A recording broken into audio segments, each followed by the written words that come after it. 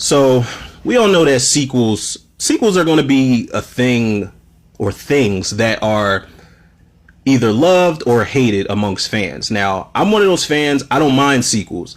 I don't mind when you give me, you know, several sequels. That's perfectly fine with me, as long as you up the ante and you don't it doesn't become too repetitive. Even movies like Friday the 13th, which a lot of people hate, and they find that those movies do the same thing. And this is not me throwing shade, this is actual factual shit. Like, there are a lot of people that say, oh, it's the same movie over and over, but I can appreciate something like Jason Lives, which is my favorite sequel in the series, where it's like, okay, we're not just going to have camp counselors running around and teens having sex, smoking weed, getting killed by Jason. No, we're going to make Jason supernatural, so it gives him more shit to play around with in the film.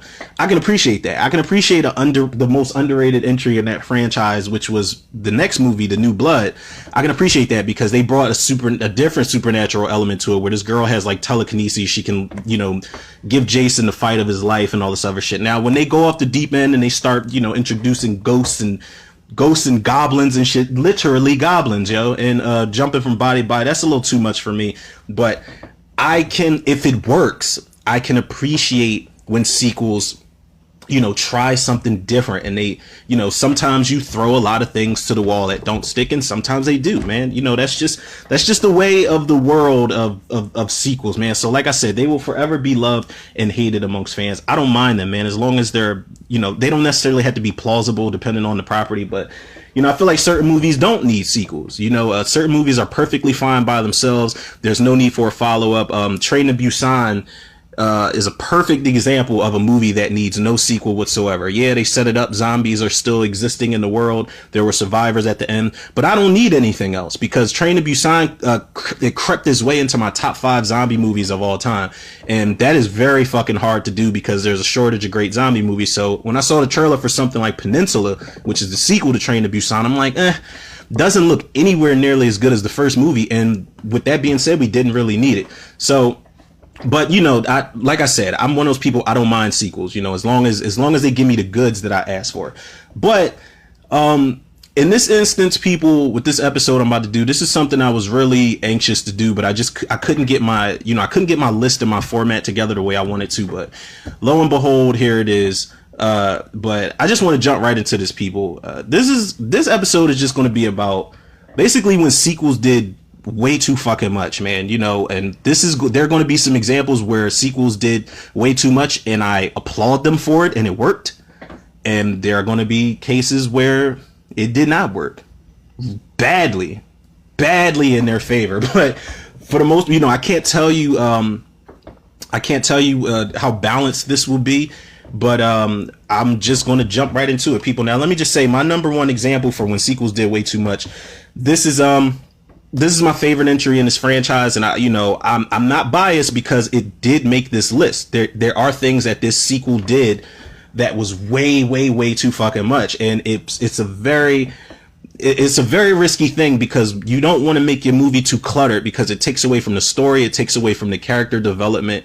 It kind of takes people out of the movie, and it just gives you a cluttered mess. But nonetheless, number one example for when sequels did way too much, people, Spider-Man 3. Spider-Man 3, which came out in 2007. I actually went to the movies to see this, man. It was probably one of I would put it in my top 10 theater experiences, because I was so ready for it, man. And Spider-Man 3, it was directed by Sam Raimi. It was also one of the things I want to put an emphasis on in this episode are the writers, because the directors are one thing, but the writers that throw all of these ideas in together, they have to be held accountable. And that's no diss to anybody. I've never made a movie before, so I can't, my shit talking can only go but so far. But if I do shit talk, I have to big them up for actually having a film that's on screen, whether it flopped or whether it didn't. But the writers of this movie, Sam Raimi, who also directed it, he wrote it with his brother Ivan Raimi, and they also wrote it with someone named Alvin Sargent. I hope his name isn't Sargent, because y'all know I always fuck these last names up. That's a given, and I don't do it on purpose. Y'all know that. But now the first question, with Spider-Man 3, we had to ask ourselves, did the movies lack prior? Like, did Spider-Man 1 and Spider-Man 2, did they lack overall. And my answer, you guys can go ahead and answer in your head right now, but my answer is yes. For me personally, the movies prior did lack because, for me, again, these are just my opinions. I don't want nobody coming for me with pitchforks and sending, voice comments and coming in the DMs and the messenger and all that shit. That's fine. Voice your opinions, but don't come for me with the pitchforks, man. We all got opinions. But I say the movies prior lacked because I know the original Spider-Man movie was an origin story. I know it's going to be a slow burn. You have to see Peter Parker turn into Spider-Man. You have to see him become the superhero. I'm all right with that. I'm perfectly fine with that shit. However, I feel like William Dafoe was terribly miscast as the Green Goblin, and I hated his fucking costume. So with that one villain who I'm not even invested in, who I really don't even care about, who ultimately, I know the stakes are kind of going to be high because it's one of his most popular, villains. I really didn't give a fuck about the villain, and it was just one villain. It's Spider-Man and this one villain, and I did not really care for William Dafoe. And that's not to say that William Dafoe is not a great actor, because he is. I just feel like he was not the guy for that job, no matter how much he smiled, no matter how much he scowled or growled and all that crazy little possessed shit he was doing. It's an okay movie. It's okay for an origin story, but I've seen better, way better in superhero origin movies. As for Spider-Man 2, same shit with me. And actually, I won't lie to you, I found a better appreciation for Spider-Man 2 because that scene with Doc Ock, waking up in that room and his mechanical arms murdering everybody in the room, that shit plays out like a straight up horror movie. That is Sam Raimi tapping into his horror roots. That is one of the best scenes in the entire movie. But again, it was a villain I didn't care about, who wasn't really threatening to me, and he didn't really pose the threat that I thought he would. And again, Alfred Molina, is not to say he's not a good actor. He's a great actor, underrated if you ask me, but he was miscast. I did not buy him at all as as Doc Ock, man. So again, that movie lacked for me. Now, when I went to the theater to see Spider-Man 3, it was something completely different. I saw the trailers and all of that good stuff, but I didn't expect them to keep hitting me with punch after punch after punch, and it was like like some things, the way they played out were so unexpected. Some of the action scenes they had in there were so unexpected, and they were cool as shit. But in the case of doing way too much, what did we get? This is what we got, people. We got Sandman, played by Thomas Hayden Church, and he was very much crowbarred into the movie. He just so happened to stumble into a fucking into that machine that created him into Sandman, and they're just like, well, we got something stuck in the machine. He's like, oh, it's probably just a bird, it'll just fly away. Fire it up, man. And it's like, nah, I wasn't really buying that shit at all. That they just crowbarred that into there so hard. We got him in there, and I won't lie, even though this is my favorite entry in the series, in the franchise, Thomas Hayden Church was kind of miscast as Sandman. I didn't have any empathy for him much at all, even though he did have a daughter in the film who was sick and he was trying to steal money for her and all this other stuff. But there's nothing against him. I just feel like he was miscast. We also got the new Goblin Jr., as Peter Parker called him, and of course that was James Franco.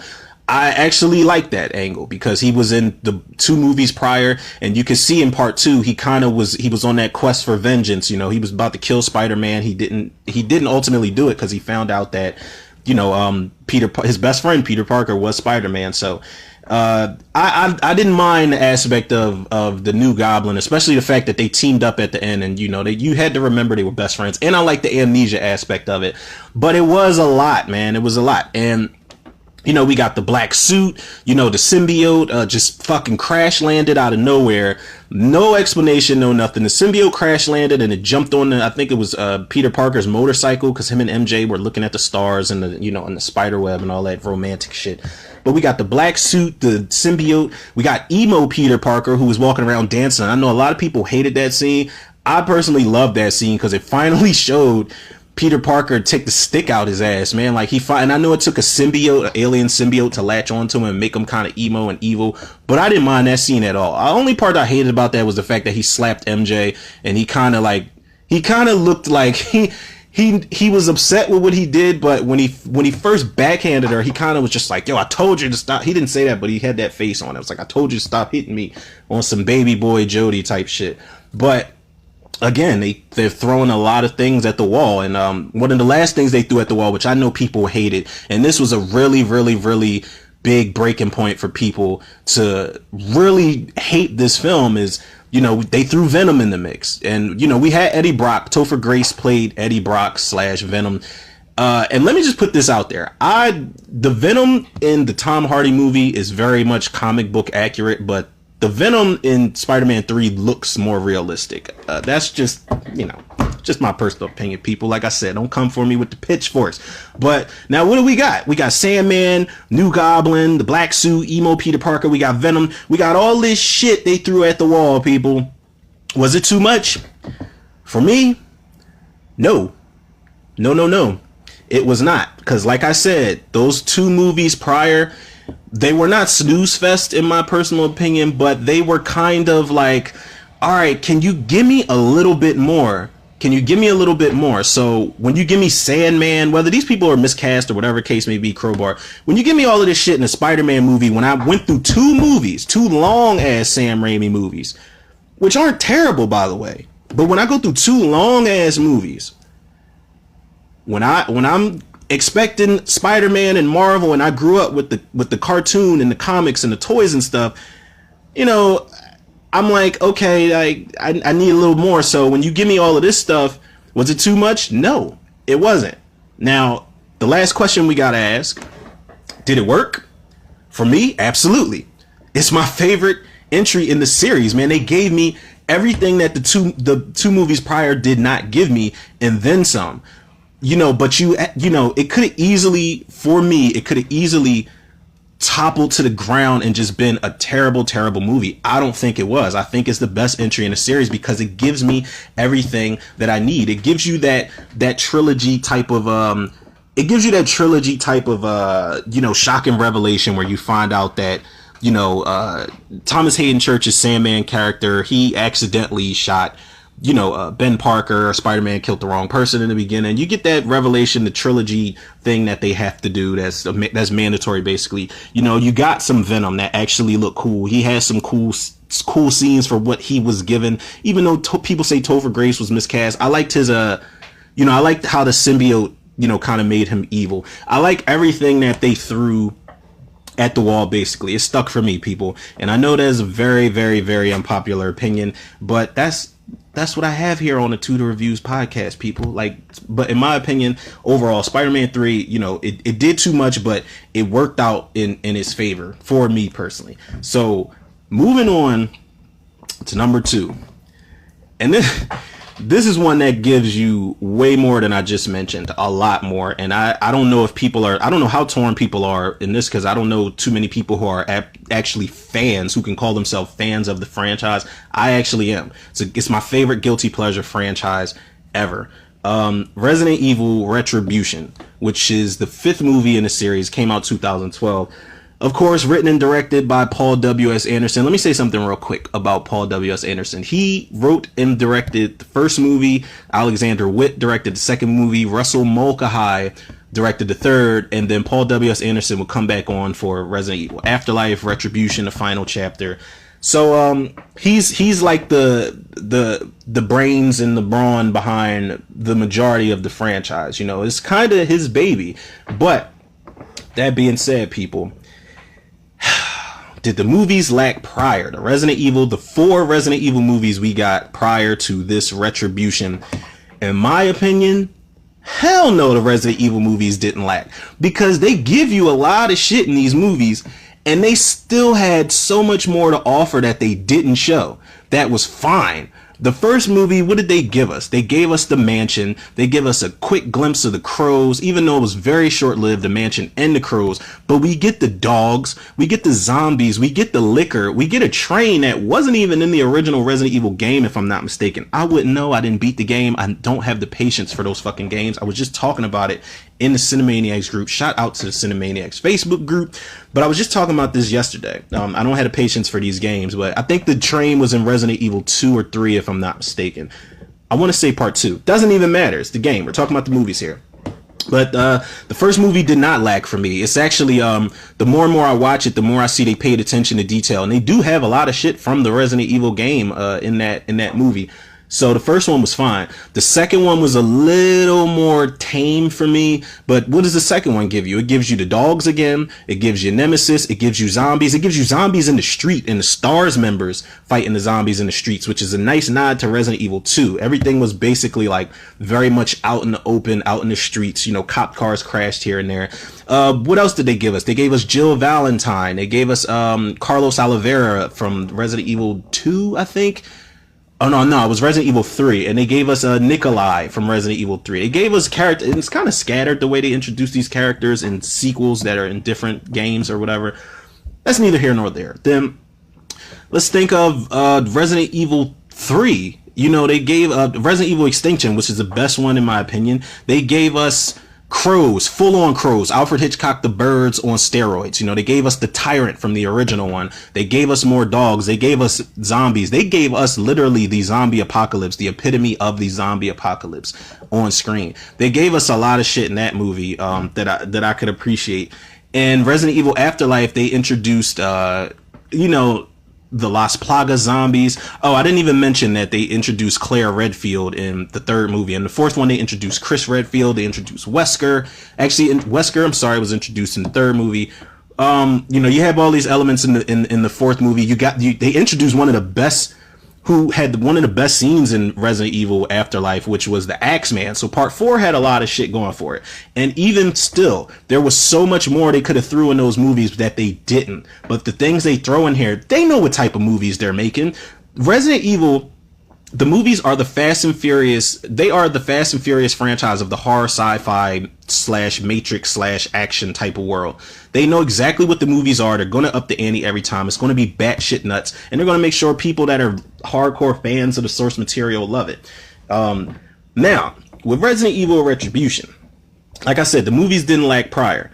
Now, what did we get in Resident Evil Retribution? Well, we got the Las Plagas parasite zombies in the opening scene, which was a clear ripoff of Dawn of the Dead. Let's keep it real. We got Ada Wong, played by Li Bingbing, who looks dead on like Ada Wong from the video game. We got Barry, one of the best, you know, it looked like Kevin, I almost called him Chris Duran. Kevin Duran, he didn't even look like he was doing cosplay. It could have easily looked like somebody was doing, you know, Barry Burton cosplay, but Kevin Durand was the best choice you can get for, and I know they had an actual actor when Resident Evil first came out, the video game, and the guy was, you know, he looked a lot older, but you had Barry Burton, who even had the gun. They had his costume down packed. They had his revolver down packed. Everything was on point. Leon, who looked like Leon from the later games. That was Johan Erb was the guy's name who played him. He was pretty decent.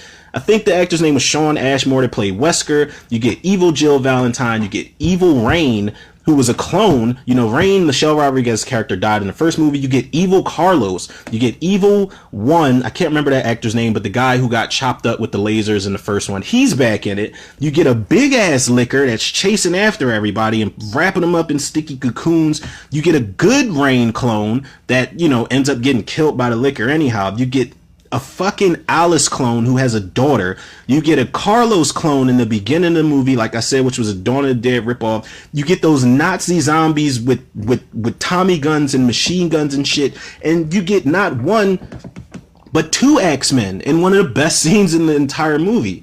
They threw, like, they had everything in one room. And everybody, I feel like they just had the whole cast and crew. They're like, everybody pick something up. And they had everybody throw everything that they could at the wall, like with Resident Evil Retribution, because there's so much shit in this movie that they threw at the wall, man. Now, was it too much is the question. Abso-fucking-lutely, it was too much. Now, did it work? Hell yeah, it worked.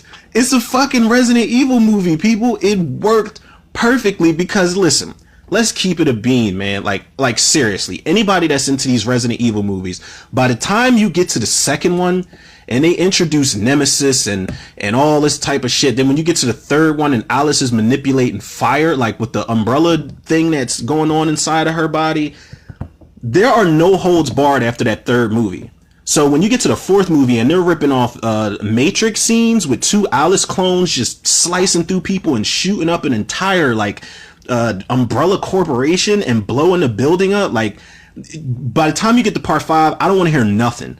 I don't want to hear nobody complain. This is just too much for it's fucking Resident Evil, man. You know exactly what you're getting into. We knew what we were getting into with the first movie, but we didn't get as much as we bargained for. We didn't get what George A. Romero, R.I.P. to the GOAT, we didn't get what he put in his original Resident Evil script. He had the spiders in there. He had all types of creatures and everything in that script. And while George A. Romero is the greatest, man, I feel like that original Paul W.S. Anderson Resident Evil interpretation on screen, I feel like it worked a lot better than George A. Romero's version would have, because, you know, imagine everything we had in the first movie. And the first movie is very tolerable. It's very it's very tame compared to the shit that they started throwing in as the sequels went on. Imagine them putting more shit in that movie. I don't think it would have worked as good. You know, I don't think you would have even gave a fuck about Alice or Matt or even Rain's character as much, or Kaplan, whoever the characters that made it to the end. I mean, most of them died, but I don't think we would have gave a fuck about, you know, story and character backgrounds and you know, the plot twists and stuff like that. I don't think we would have cared had we would have had way more in that first movie. So with this movie being the 5th entry, yeah, it's no holds barred. I feel like it all worked because honestly, Resident Evil Extinction, the 3rd movie, is my favorite. It's the most badass, it's the grittiest, it showed the zombie apocalypse like I said earlier, but the 5th one probably easily might be the most entertaining outside of that 3rd one, man, because they really let it rip, man. That chase scene with the big ass liquor with Alice and Luther and Barry in the car and all that, they went for broke, and look at them, they ended up being able to make one more, which is the worst in the fucking series, and they didn't even do enough. I'm not even going to jump into that, people. It's a whole different thing. But yeah, I feel like for a Resident Evil movie, they did way too much in Retribution, but it worked because we know what these movies are. We know you can walk into the theater, actually before you even step foot into the theater, unscrew your head, take your brain completely out, don't leave any fragments in it whatsoever, and just enjoy the fucking ride. That's exactly what the Resident Evil movies have been, as the sequels have been going on over the years.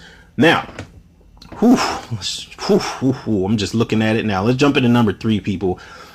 1997 was a good year. I actually saw this in the theater as well. Mortal Kombat Annihilation. God damn, people.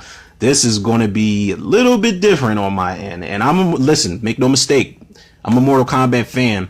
Grew up with the video games, all the video games, well into the other systems. I'm not talking about just Sega and Super Nintendo. I had them on Xbox and all types of shit, man.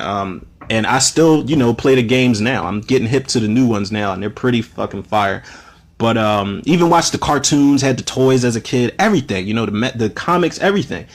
Now, that being said, this movie was directed by John R. Leonetti. It was written by Brent V. Friedman and Bryce Zabel. Now, before I jump on Brent V. Friedman and Bryce Zabel's case, let's talk about the movie prior. Now, we only had one Mortal Kombat movie prior. That was 1995. Paul W.S. Anderson, go figure, had directed Mortal Kombat, which is his best movie, by the way. That is my favorite movie from Paul W.S. Anderson. Event Horizon being a very close second. Death Race probably being a very close third. Now, however, did Mortal Kombat in 1995 lack? Did that movie lack anything? Absolutely not. I feel like even with the added characters, you know, we got characters that weren't even introduced until, or at least introduced fighting wise until Mortal Kombat 2. You know, we had a full blown reptile whooping Liu Kang's ass up and down the temples of Jerusalem, wherever the fuck they were fighting in Outworld. But Reptile, you know, we could spot him And he would throw little hints and shit in the first game, but he wasn't playable until the second game. Princess Kitana is another person that was introduced in the first movie who wasn't a playable character until the second, the second video game. But, even with these characters that were introduced that weren't in the first game, Mortal Kombat I feel like it's such a grounded video game adaptation. It's probably one of the best we have gotten in decades. For them to pull that off in 1995 and for the fight scenes to still hold up, I feel like it's really decent, and it's a testament to what video game movies can actually be if you don't do too much. And I feel like they put just enough in there. We got Johnny Cage, Liu Kang, and Sonya Blade basically being the main protagonist of the story, with Christopher Lambert's Raiden character kind of being the overseer, falling back. He didn't have any fight scenes or anything like that, but he was the old wise man and shit that would come in with the straw lampshade on his head and kick knowledge and all that type of stuff. That's fine. And we got a great final fight scene, rightfully so, with Liu Kang and Shang Tsung.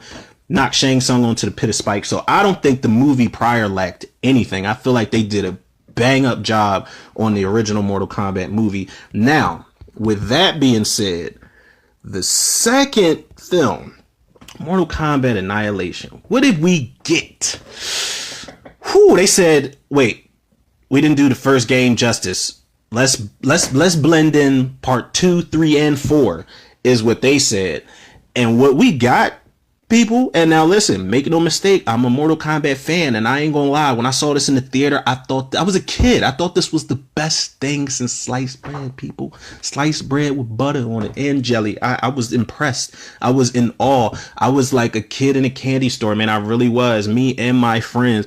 Actually, shout out to Emright. I don't know if his memory is complete trash, so he probably won't even remember this, but he was one of the people that was in the theater with me when we saw it as kids. But what did we get, people? We got Shao Kahn, we got Sindel, we got Motaro, we got Motaro with a CG tail and a CG, centaur body. We got Shiva, we got Rain, we got Ermac, we got Smoke, we got Jax, we got Cyrax, we got Melina, we got Nightwolf, we got Jade, we got Baraka, we got who appeared to be Noob Saibot, who came out of fucking Ermac's body at the end, and they both tag team Sonya. We got not only Noob Saibot, we got 3 reptiles fighting Raiden, and we got animalities. Yes, people, we got animalities. We got Nightwolf turning from a wolf into a human. We got Liu Kang turning into a dragon. We got Shao Kahn kind of turning into this like Hydra bug looking thing. I don't know what the fuck that thing was. I have no idea. It looked like King Ghidorah if it was like, half insect. I really don't know what that thing was. And that wasn't Shao Kahn's animality, by the way. And we all should know this because Shao Kahn, they introduced everybody. They just made everybody animalities in Mortal Kombat Trilogy, if nobody doesn't remember that. But, yeah, man, we got a lot. They dumped the fucking toy box out in this movie, people. Now, like I said, when I was a kid, that was everything. I'm like, oh shit, like, look at Motaro's centaur body. I'm a Sag. I can relate to that. Shiva got 4 arms. Okay, so the bottom half is CG. So what? We got Rain, Ermac. They mentioned Cabal and Striker and all this stuff. I was like, yo, look at Baraka. But then it's like, I got older and, now I have to ask the question, was it too much? Absolutely fucking yes, it was too much. Way too much. Did it work? Absolutely fucking not. It did not work, man. And I'm sorry to have to flip modes like Busta Rhymes in this bitch, but the more and more I watch this movie, these characters come out of nowhere. At least you have a little bit, tiny bits of backstory, just the smallest bit of backstory. But these motherfuckers just jump from a portal in the sky with Shao Kahn, and they don't explain anything at all. I'm telling you, like, they don't explain where Jax went. Like, apparently this is the same Jax from the first movie, and of course he's played by a different actor. They don't explain why he was getting his arms, getting the metal on his arms, how the fuck he even got there, how if the world was ending, he didn't know it. They don't explain where Cyrax came from. They do explain the family crest, because when Cyrax dies and Melina dies and all these other motherfuckers, that dragon tattoo flies away and all that other shit. But they don't explain where Melina came from. Her and Princess Katana are supposed to be stepsisters or some shit. If anything, Melina should have fought, instead of Sonya, she should have fought Katana, and it should have been that dynamic scene with those two. They didn't do any of that shit.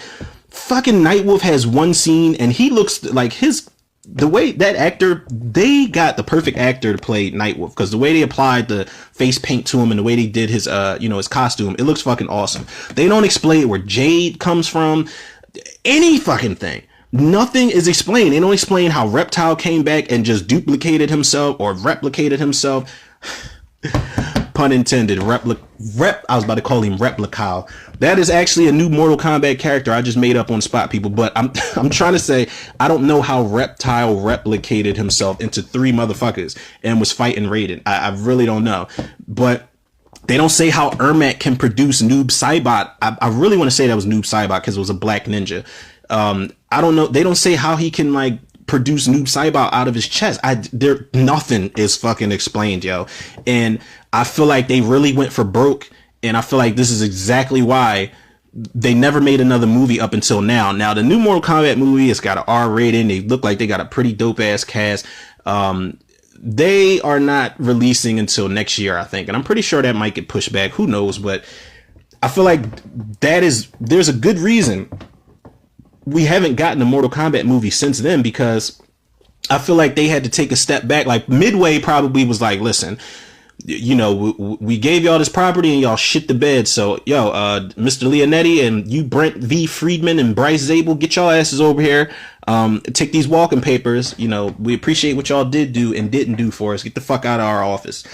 Because this movie, people, and it's a guilty pleasure. I can watch it because some of the fight scenes are cool and some of the costume designs are great. Some of the costume designs are spot on. I love the way Smoke and Cyrax, look. Of course, they're just people in suits and shit, but I can appreciate the detail that they put into some of the costumes. I can appreciate that, but overall, like story wise, and I know a lot of people out there might be like, "Oh, you looking for story in a Mortal Kombat movie? What's wrong with you?" And it's like, yeah, because I'm one of the people that used to read the booklets and the Game Informers, where we get backstories, and these are things that you want to look for with these characters when you see them on screen. Like, oh, are Princess Katana and Melina gonna address the fact that there's stepsisters? Is Shao Kahn gonna address the fact that blah blah blah? But like, it's like there are stories behind all of these characters, in-depth stories, to the point where they have alliances, they have they have enemies, they have allies, everything. Like there's so much story to be told, and I just feel like they didn't take the time out to do any of that shit, man. So no,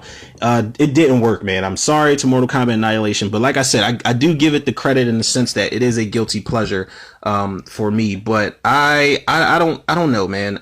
It just didn't work. So moving on to number 4. And this hurts me, man, because I was so excited for this. I was very excited for this movie, people. Teenage Mutant Ninja Turtles Out of the Shadows, which came out in 2016. Now, I remember when I saw the movie, I remember taking screenshots and putting it on like Instagram and Facebook. I'm like, holy shit. I'm like, they putting this in there and they putting that in there. Okay, now we're getting somewhere. Because again, I was a big fan of the cartoons. I didn't buy into the comics much, but I was a big fan of all the cartoons, all the video games. I used to play Tournament Fighters and get fucking headaches because I couldn't beat Ray Fillet, for God's sakes.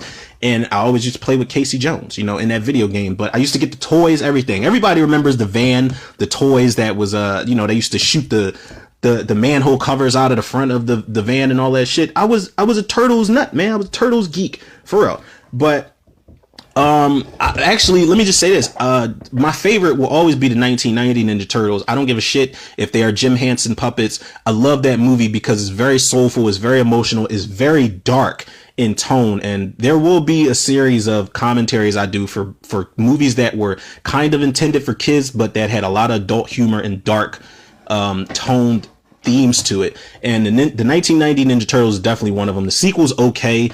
The third one is just completely garbage. I saw that in the theater when I was a kid as well. But when I found out they were remaking it and putting, actors in motion capture suits and layering the CG on top of them, I'm like, eh. But the first one actually wasn't all that bad. They had a lot of callbacks to the original, which I could appreciate, like, the rooftop fight with Shredder and shit like that. but it wasn't better than a movie with practical effects. You can't beat practical effects, and you can't beat, emotion. But the first remake was okay. It wasn't terrible like everybody made it out to be. So in comes 2016 with Out of the Shadows, and this guy named Dave Green was directing. And I'm like, okay, it's a new director, whatever. It was written by two people, Josh Applebaum, no relation to Benita, and someone named Andre Nemec. Now, did the movie lack prior? For me, not really. Not really. The first Ninja Turtles movie, the remake, it was, like I said, it was okay. It wasn't as bad as everybody made out to be. It had some pretty funny moments in it for me, but it was nothing like side splitting funny that I could watch like the original film. But it didn't really lack. I wasn't expecting much, but I got more than I expected. Now, with that being said, what did we get? And this is everything they showed in the trailer. They showed everything we were getting in the trailer. They left nothing to surprise people. We got Shredder, who we had. Shredder came back. He was unmasked and he still had them badass blades and shit. We got Bebop and Rocksteady. I was excited for that because I'm like, you can't do a Ninja Turtle sequel without Bebop and Rocksteady. You got to do that. And you owe an apology to the fans of Teenage Mutant Ninja Turtles Part 2, Secret of the Ooze, because you had that fucking, that Dollar General version of Bebop and Rocksteady. I think that was a fucking cat and a turtle that they tried to, compensate with, but that shit didn't work at all. I remember when I was a kid seeing that, I'm like, they look like they tried to do Bebop and Rocksteady, but something went wrong. Like the practical effects, masters were maybe like coked up or something that was like, I got it. Let's do a cat and a turtle. Like, it's fucking stupid, man. It was stupid when you look back at it. The shit didn't work. But Bebop and Rocksteady, I'm like, okay, I can get down with this. And they show fight scenes with them and the turtles. Bet it. Baxter Stockman, who would turn into that Fly character from the comics and the cartoon. I was cool with that, but I didn't like the fact that Tyler Perry played him. I thought he was really miscast, but I'm like, okay, Baxter Stockman, maybe we'll get to see him turn into the Fly. Bet it. I'll buy into it. We got Casey Jones, who was terribly miscast. Stephen Amell, I think his name is, the guy that plays Arrow. I'll get into that in a second, people. And last but not least, what I saw in the trailer, which I was super hype about, we got Krang. Finally got fucking Krang, and it was spot on. The way that they made Krang look and the machine he was in, I'm like, yo, it's going down. They are going to go all out, and this is going to be the best. I'm like, this might rival the original Ninja Turtles movie for me, even if it is all CG. I was ready. They were locked and loaded. They gave me so much nostalgia overload. Was it too much? I'm going to go with yes. I'm going to go with yes, because I actually would have been cool with just Casey Jones and Bebop and Rocksteady, and maybe a stinger for Krang or something like that for the third movie, or maybe a stinger for Shredder to come back for the third movie, which would make it coincide with the first one. I would have been okay with Bebop and Rocksteady, or maybe just Krang and Casey Jones or something like that. Not too many people, but I trusted this movie. That's where I fucked up at. Now, we asked the question, did it work? Oh, fuck no, this movie did not work at all, people. When I say me personally was so disappointed with this, and I know there are people out there like, it's a Ninja Turtles movie, what do you expect, yo? And it's like, I expect the movie to not be trash. That movie's fucking garbage. Bebop and Rocksteady weren't even a threat. Now, I know they were goofy as shit. They always have been goofy, but at least give the Turtles more of a run for their money. I want to see the Turtles get fucked up. If Shredder's not around and he's getting bitched around by Krang actually gave them a run for their money. It was pretty cool what he was doing with the mechanicals and everything, but even that shit wasn't enough. Casey Jones, I don't know if it's just because I hate everything on CW and that guy plays Arrow, but that is not Casey Jones. That is a fucking, that's one of the missing members from NSYNC that never made the group and shit. He just hung around the streets of New York, put a fucking hockey mask on, and just decided to fight crime because his career in the NHL didn't work out. Fuck that guy, man. That is not Casey Jones. Baxter Stockman didn't do shit but just goof around and be like, oh my god, this is gonna be fun. Like, he's just so fucking goofy, and we didn't even get to see him turn into the Fly. That would have been good for some dark element type of shit. And Shredder, you know, Shredder was just Krang's bitch, man. He really was in the movie. He didn't have like anywhere near as intimidation, you know, the intimidation factor that he had in the original movie, man. So no, this movie did not work for me, man. Everything that they threw in the mix, they just did not handle it well at all, especially Casey Jones. That shit was a big takeaway for the movie, because shout out to Elias Koteas, man. I think that's how you pronounce his name. He is him as Casey Jones in the 1990s version of Ninja Turtles. People remember, man. Y'all remember he was gritty. He was grungy. He didn't give a fuck. He beat Raphael's ass with a cricket bat. He didn't care, man. He was hitting on, you know, April O'Neil. One of my favorite scenes in that first movie is when he kind of like forcefully forces April O'Neil to let him give her a massage, and she loves it. You know, he sees that she's rubbing her neck, and you know, he sees that she's in pain, so he like he grabs onto her neck, and she like shoves away from him, and he puts her down in the chair all forcefully. Then he's just gentle after that. He gives her a massage, and she fucking loves it. I love that fucking guy in that movie, man, and I love the dynamic between him and April O'Neil. The dynamic between Stephen Amell and Megan Fox is just fucking non-existent. He's just like, yeah, I'm Casey Jones, and he's just mumbling under it's supposed to be funny, I guess. And she's like, wait, your name is Stacey Moans? And he takes the mask off. He's like, it's Casey Jones. Hey, how you doing? I just came from Abercrombie and Fitch. You like my outfit? It's like, fuck you, dog. You put them skates on and you're skating away from Rocksteady or whoever the hell, whichever one it was. I fucking hate that movie, yo. I don't hate it. I can watch it, like, maybe if I'm drunk or something like that, and, you know, maybe have a dumb fun time with it. But not even my daughter, my 5-year-old child, she's not even interested in that movie. And I don't blame her one bit, man. But, you know, to each their own. That shit did not work for me, people. Now, with that being said, we got the fifth and final, people. And with that fifth and final, I have to, first of all, respectfully, before I jump into this, I have to say, rest in peace to director, writer Joel Schumacher. We know that he recently passed away, and I put that up as a disclaimer because we know, y'all, if I said rest in peace Joel Schumacher, y'all know what number 5 is. All right, the initiated know what I'm capping this episode off with. And like I said, respectfully, rest in peace to Joel Schumacher, man. I don't want anybody to come for me or get this shit confused and be like, oh, you're speaking ill of the dead. No, I'm speaking about the art, not the artist. You guys like to separate that type of stuff, right? I'm not one to do it in most cases, but I feel like, I'm not speaking ill of this guy whatsoever, because Joel Schumacher directed one of the most underrated movies I've ever seen, which was The Number 23 with Jim Carrey, and he's done movies like Falling Down and stuff like that, and he was a great director. May he rest in peace. However, you guys know what's coming. You guys know what else 1997 brought us. Batman and Robin, written by Akiva Goldsman. Now, let's talk about it. I'm gonna be a little gentle, sensitive subject, I know. So let's talk about, did the movies lag prior? I don't think so at all. I feel like the original Batman 89 was great. That is how you open it up. Batman and the Joker. Perfect.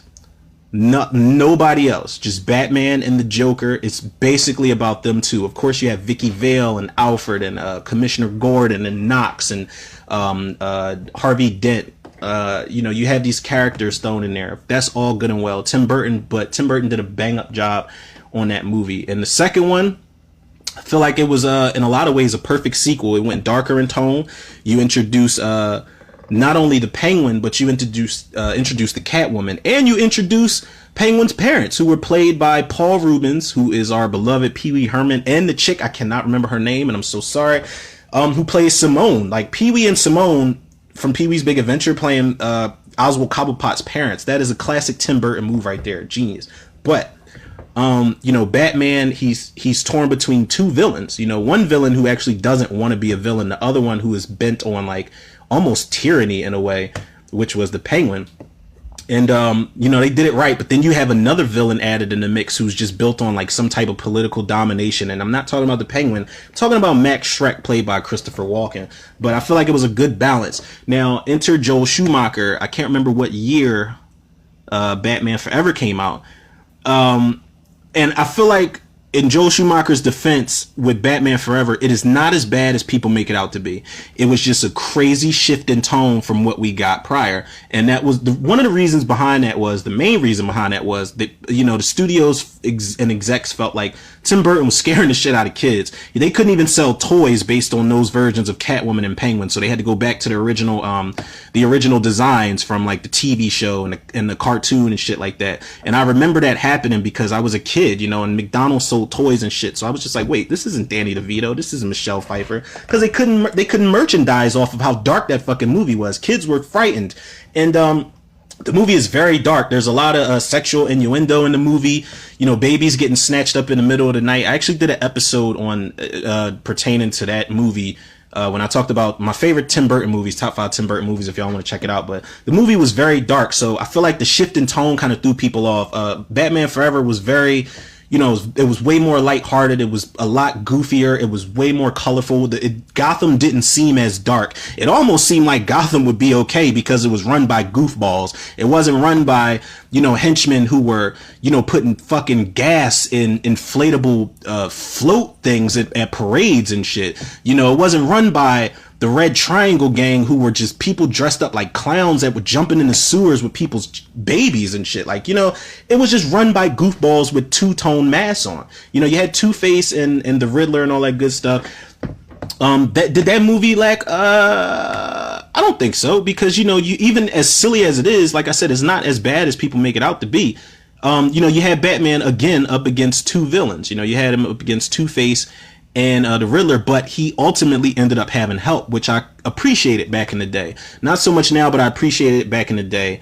You know, with Robin, Chris O'Donnell's Robin to Val Kilmer's Batman. So you had the tag team. The tag team was born.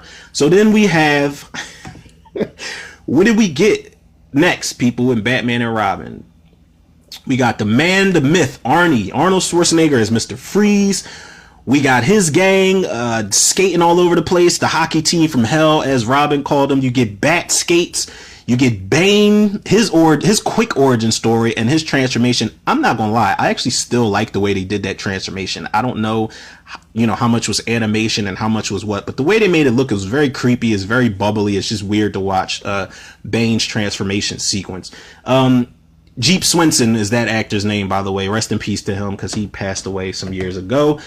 We get Pamela Isley, Poison Ivy, played by Uma Thurman, who, you know, she kind of worked for me, but she's very theatrical. She worked in the sense that, you know, her charisma and how sexual she was and shit. It's very seductive the way she did that role, even for a goofy ass movie. You got Batgirl, we got the Bat credit card, you got all types of shit. We got a Crayola Gotham City, people's Crayola box fell into a blender and that shit exploded, and we got Gotham City, yo. The entire streets of Gotham City covered in ice because Mr. Freeze froze everything in the city, and they're just skating along on their new Bat pods and Robin cycles and Batgirl tricycles and all this crazy shit we got in this movie. Was it too much?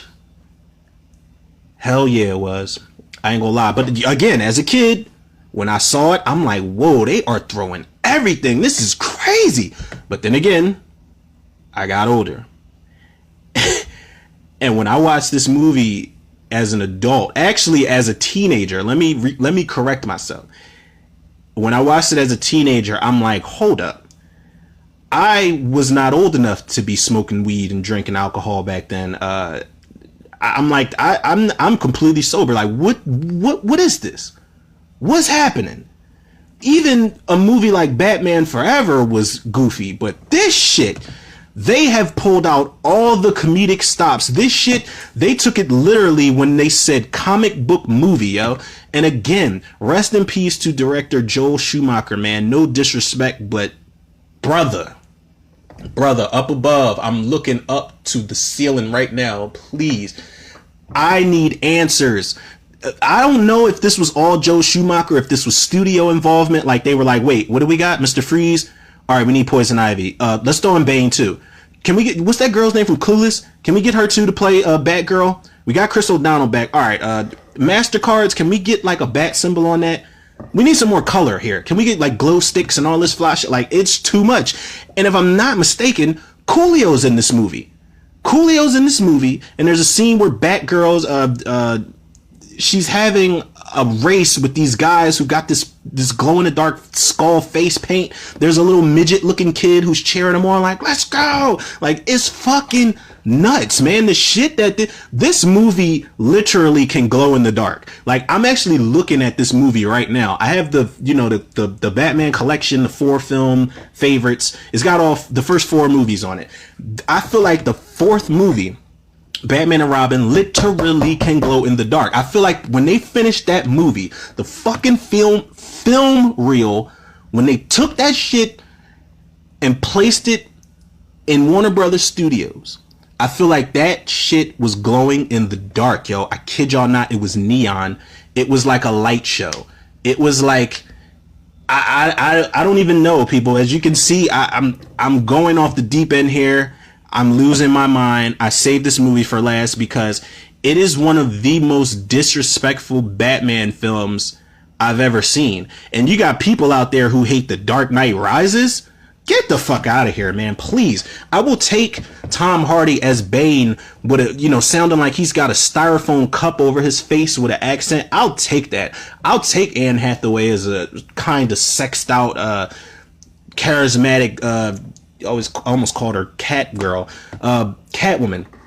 I'll take that, man. I'll take Joseph Gordon-Levitt, who I kind of low-key didn't really like in that movie, but I'll take The Dark Knight Rises, man. I'll take Batman vs. Superman over this. And even that movie's cluttered. That actually should be an honorable mention. It really should, but I'm not going to put that on there. Not going to do it because it's my favorite movie in the DCEU.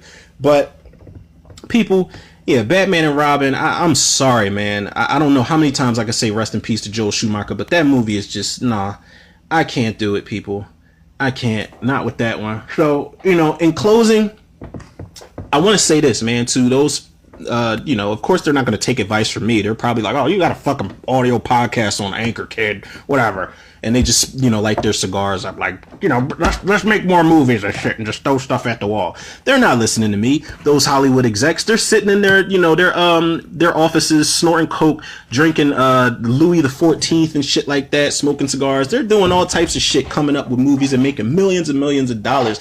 And shout out to them, man. But I believe in integrity. I believe in things like, the greater good of the film itself. And I don't like a gimmick, basically. And I just had a conversation with someone about gimmicks, and it's a big thing now, man. And I feel like if you're gonna make movies like these and you're gonna throw a whole bunch of shit to the wall, like, pace yourselves. That's the best, some of the best advice I can try to give is pace yourselves. If you're gonna introduce a whole bunch of things, scatter it out. Learn how to tease the audience. If you were going to put in, like, let's just use Batman and Robin for an example. Let's have Batman and Robin introduce Mr. Freeze. But if you're going to put Poison Ivy in there, let's see Pamela Isley at one point just pass through and we don't see her again after that. Don't introduce her and then just fucking have her origin story just pop up right after Bane's origin story just popped up out of nowhere. You don't do that because you're like oversaturating I think is the word. You have to tease, like, take notes from Marvel to leave little Easter eggs and shit. People, believe it or not, I feel like directors and writers, a lot of them, they don't believe in background things, like not background gags per se, but just things to throw in the background. Like I said, Easter eggs. You could have had something in the background that was promoting Pamela Isley, aka Poison Ivy's botanical gardens or whatever. You could have had something that was promoting Bane's character. I forgot his real name, but you could have had something promote his character getting locked up and getting, he got broken out of jail by that crazy doctor that pumped him full of venom or something like that. You could throw these things around sparingly, and then as the film progresses, you can have them pay off in a really, really spectacular fucking way instead of blowing your load too soon by doing too fucking much. Hence the title of this episode, people. Is really important when you're doing movies like these where you are sequels in, or maybe it's just the next movie. Maybe it's just the second entry in a series. You have to really learn to balance shit out. Depending on your franchise, you have to learn to balance shit out. Unless you are like 9 sequels in or something like Resident Evil Retribution, you know what I mean? Or something like a Spider-Man movie or something like that. You know, you can pace yourselves, people. You don't get all excited. Don't get all excited like it's your first rodeo, like it's your first time about to bust your nut, because I'm telling you, it's not going to go the way that you think. It's not, man. You're going to need a box of tissues handy when you got that lotion next to you and you're really feeling yourself. Like, literally and metaphorically, like on some shit, because I feel like a lot of directors, they really get full of themselves and they feel themselves, you know, and they go off the deep end with these ideas. And I feel like certain things, you can even save certain things for sequels. Everything doesn't have to be crammed in one entire movie. You know, an honorable mention that could, you know, a lot of people hate X-Men The Last Stand. It's my favorite entry in the series. That's an honorable mention of when movies do too much, but for me it worked because the second movie kind of lacked for me. You know, they introduced Nightcrawler and Stryker. Colossus was in there for all of 2 fucking seconds. They didn't introduce Pyro because he was played by a different actor in the first movie. He only had one scene, but they introduced Pyro and brought him in. But it's like, it was cool in the theater. I'm just like, all right, that's cool. That's all right, but I still like the first one better. So in the third one, when you give me Angel and you give me Dark Phoenix and you give me Juggernaut and you give me Spike and you give me Callisto and you balance all of these things out and you give me Beast, like, I'm cool with that. You know, I'm cool, action packed. It was a little more balanced and it was a lot more entertaining. So, you know, it's all about spacing things out, people. And, you know, if you throw everything at the wall and a lot of things don't stick, pick that shit up and put it back in the bag and just save it for next time. Yo, I guarantee you can have yourself a nice array of sequels, man. And this is just me as a fan. You know, these are things that I would do personally. Like, I'm not trying to come out there and like completely bash directors' ideas, because like I said, man, these guys are out there making money and, you know, living the dream. They're in the industry, not necessarily Hollywood, but just because I don't really want to be a part of Hollywood. I'm cool being like independent, but they are in the field, the creative field that, you know, I strive to be in. Like, you know, writer, if I was to one day direct, cool, that's fine. But, you know, they're doing the thing, you know, they're living the dream right now. So, you know, shout out to them. This is just, you know, like I said, my personal unpopular opinions and all that good stuff. But, yeah, people, that's really all I have to say about that, in the words of Forrest Gump. So if y'all don't, you know, y'all better know at this point, man. Y'all better know. Y'all need to know. But I know some people out there that don't, and I'm cool with that. So for the ones that don't, which y'all should know, but I'm not going to hold it against y'all, y'all can follow the podcast on Anchor, Spotify, iTunes, Google Podcasts, Apple Podcasts, Overcast, Pocket Cast, Breaker, and Radio Public. Shout out to Anchor. Follow me on Facebook and Instagram, Romero Tudor. Follow the Facebook movie group, The Cinemaniacs. Last but not least, shout out to the Tudor reviewers out there, the listeners, the lovers, the supporters. Y'all are still killing it. And again, shout out to any new listeners that have been tuning in, man. Big shout out to director Philip Carroll.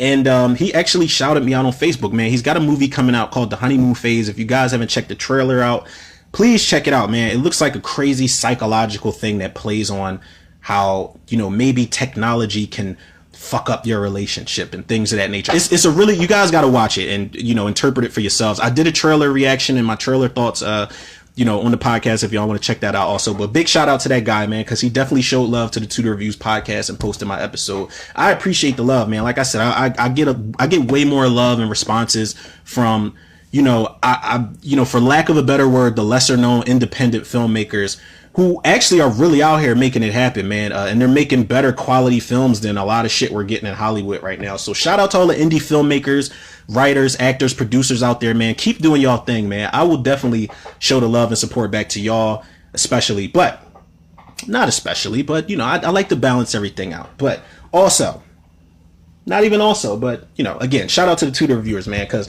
I love you guys just the same, man, because you guys keep me afloat and y'all show the love and support, and I show the love and support right back to y'all tenfold. So with that being said, people, yours truly, Romero Tudor, another episode of Tudor Reviews in the can. I'll check y'all on the next one.